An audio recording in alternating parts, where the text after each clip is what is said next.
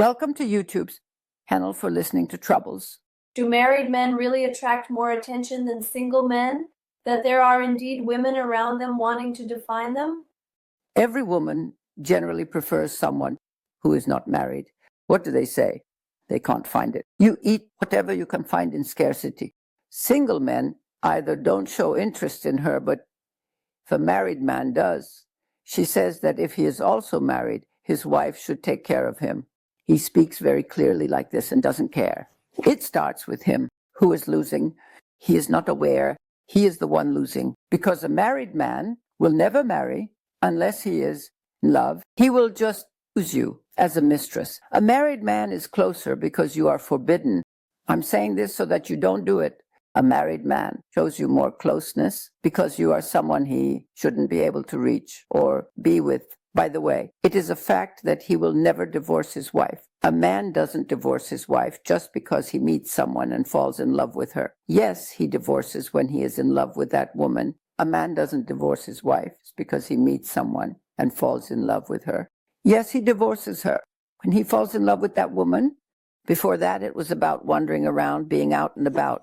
It was about going home at certain times, not being seen around, quickly taking care of his business. All of this is male egoism. If possible, I suggest you don't get involved. So, does a man who wears a ring seem more charismatic to other women? Honestly, darling, I don't know. If getting a man who wears a ring is a victory for you, then go for it. What do you really gain? Oh, he must be thinking this. Whether he's wearing a ring or not, what do I care, brother? Where's his wife? His wife doesn't look at him. Maybe he'll love me. These are the things that are most recent in him. What should I do? He's trying to find a way to get this. He can escape from his current life, but there's no rule that it has to be this way. What are the odds of a man who cheats on his wife turning it into a habit and doing it again? Honestly, they do it a lot, of course. There is a saying that once you get used to it, it's worse than going crazy. Of course, if one isn't there, the other. Latch on to whichever one they can. The order he desires at home, being present for the kids, fulfilling his fatherly duties, but in the meantime, spending time, entertaining his heart, refreshing his love, rediscovering that excitement, tasting the beauty and blessings of novelty. And many women also want to test their own femininity and sexuality. At home, they give him plenty of what hurts his pride for the sake of winning over the newcomers. That's what he wants too. I wish he could see this. If a woman has documented that she has been cheated on, should she confront her husband and leave immediately, or should she play the fool? Why would you play the fool or confront him? He has evidence in his hand. You will slowly start asking your husband, I'm suspicious about some things. The man will say, no, that's not true. Don't say it right there. Yes, see it right here. I can prove to you here. No, it's more about something less destructive. I'm not happy. I'm suspicious about some things, whether I'm right or wrong. That's why let's go to marriage therapy. Let's see what it is and what it isn't. Which one of us is making a mistake? She should say that these kinds of things shouldn't happen between us and make an appointment for marriage therapy. But 1 session or 2 sessions or 3 sessions, not more than that. I'm talking about myself. It's all just 4 sessions. But in the first session, you talk about what it is and what it isn't. In the second session, bring in the woman. In the third session, you get the man alone. In the fourth session, you try to save the marriage by explaining everything to him. If it's still early and wounds aren't deep like a young tree, it can be bent. We save it before it bends. If it hasn't progressed too far and hasn't opened deep wounds, if it's still at the beginning, meaning when the tree is still young, it can be bent. If we can save it, we do. If there's love, it can be saved. If there's love, it can be saved 100%. Because they end up in these situations for some reasons. Once you eliminate them, marriage is guaranteed to recover. So I have a 99% success rate, preventing people from separating. But if they refuse even once and don't come, it means they don't want this marriage to be saved or healed. But of course, it takes a lot of things to get to that stage. That phone is always by their side. Even if she goes to the bathroom, she takes him with her. She keeps it under her own head in bed. There are some secret whispers and talks that happen behind your back. You will separate these. You need to see what's going on. If it's caught early on and the reasons that created these issues are eliminated, marriages can be saved without leading to separation. This is my advice to families with children. If you want this situation to be resolved, it can be saved in capable hands with 4 sessions or 3 sessions or even 2 sessions if it's still at the beginning. If a woman has forgiven her husband's betrayal, what should she do to avoid being cheated on again? Or should she just let it go, thinking he will lose on his own? Don't go with the flow. Those who let it flow will fall into the trap of the wolf. If a woman truly feels that her husband has betrayed her, she won't handle it on her own, yelling, crying, hitting, cursing, and throwing everything within reach will only push the man further away. In this situation, they become both foolish and ridiculous. Either he makes things worse by yelling and screaming, or he goes to confront the woman he's suspicious of, humiliating himself by getting into fights with her, trying to find out more, playing detective. None of this is necessary. Should a man who has been betrayed by his wife, despite loving her, indeed separate just because of societal pressure? Or should he stand by her as someone who loves her? I wish there were a man civilized enough to do that. Maybe there is. But no man, whether he's from the village or the city, whether he's educated or uneducated, accepts this. If he doesn't love her, he prefers to separate. Yet, we still call those who do this civilized. If he doesn't love her, he prefers to separate. But we still call those who do this civilized.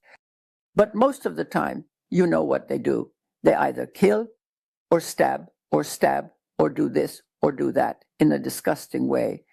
We should not accept any of these. If 2 people can't get along, and if the wife has betrayed him, whether she proves it or not, if he's uncomfortable with the situation, he should separate without telling anyone or exposing his wife. Because exposing his wife means tarnishing the reputation of their mother if they have children. I wish everyone could show this kind of maturity. Should children know the reason for separations due to betrayal? Do they hold resentment towards the one who betrayed? Fathers feel for the mothers, and mothers feel for the fathers, and they behave poorly towards each other. Since they receive money from their father and their care is provided by their father, they can manage to manage them for a while. They take it easy, or they don't talk at all, or react. They are on their mother's side. But the truth is, you should avoid saying things like, your father is cheating on me, or your mother is cheating on me. Any situation. The best thing to say to the kids is that we can't get along, but while you're having your fights, they hear everything. That's why I'm saying this. Don't get into any open fights in front of others or your children. I don't know how you hold yourself together. Somehow. You need to seek marriage therapy and try to handle this quietly, without punishment, and without ruining the emotional lives of the children. Subscribe to my YouTube channel. Welcome to the Problem Listening channel of YouTube. Men's reason for cheating is usually for sex. So what is the reason women cheat on their husbands? It's also due to emptiness. I always say this. What do people do when a woman or a man falls into emptiness? They just get depressed while standing still, wondering what to do and what this life is about. What do? Most of the time, if it's a man, he goes to other women, while if it's a woman, she starts chatting more cautiously with the opposite sex, beginning to share her troubles. But these are dangerous escape routes. Also, spend a lot of money. They're spending unnecessary, inappropriate, meaningless, and irrelevant money. Or they start drinking heavily, or they start gambling heavily. He's eating a lot. He's trying to satisfy himself with that. He's suffering stomach pains, many more issues. They fall into depression or become hypochondriacs. This is it. Every day something hurts. These are psychosomatic disorders. It really gives pain right in the mouth, but in reality, there's nothing wrong. These are all psychological emptiness, loneliness, a hunger for attention, a hunger for love, a hunger for hugs, a hunger for touch. When all of these happen, you see that these things occur. Of course, they are interested in others too, but not everyone is always lucky. Finding women is hard. However, searching leads to finding. Thus, avoid reaching this stage. But when a person that starts looking, they will find someone one way or another. That's why people shouldn't let things get to this point. Why doesn't a man or woman to get divorced and live freely instead of cheating on their partner? First of all, loneliness is a very frightening thing. People don't want to be alone because loneliness really is disturbing, especially if you're old and weak. I'm serious. Even if nothing else is happening, a person wants to be hugged. They want to be protected. They want to have a partner by their side who can alleviate their fears. Or if it's a man, he's looking for someone who will prepare his meals, give him loving looks, hug him, share his troubles, and keep the house tidy. When these things are missing, people really fall into depression, especially if they're old. Start to fear, if I suddenly fall, who will save me? Or who will prepare my meals? Well, the door is knocking for everything. Look, go down, come up. All of these are the bad sides of loneliness. Oh, is there a good side to it? Yes, you become more free. If you don't want to tidy up your room, do as you wish. Or if you don't want to get dressed yourself, just do whatever you feel like. But is this the goal? I think being active is thinking of someone else, holding their hand. They want to fill a person's heart with waves of love. It really gets very bad when you get old. Or a young woman is left by her husband.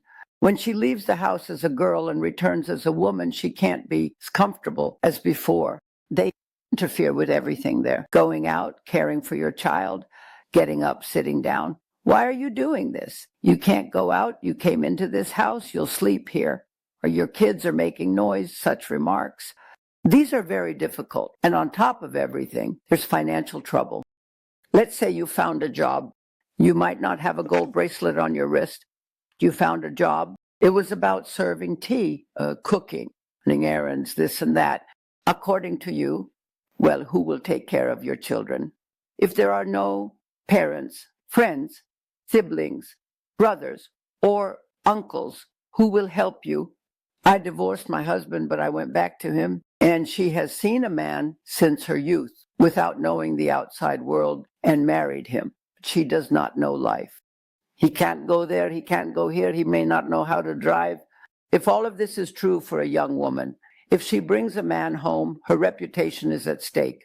If she doesn't, where and how will she meet someone? Unfortunately, everywhere in the world, men see a divorced woman something to take advantage of. There's nothing to be afraid of in that. In fact, they even prefer married women. She can't leave her husband. Anyway, etc. Like that. Remember that loneliness belongs to God. That's why I want to say this. Optimize your conditions if possible. Instead of suffering at a bad level for the rest of your life, strive, work on the good aspects of your partner. If you're a man, you need to look for ways to be as fit as wife has found. That's why I say, if possible, don't separate. Don't forget to subscribe to my channel, leave a comment, or ask your questions. If you have any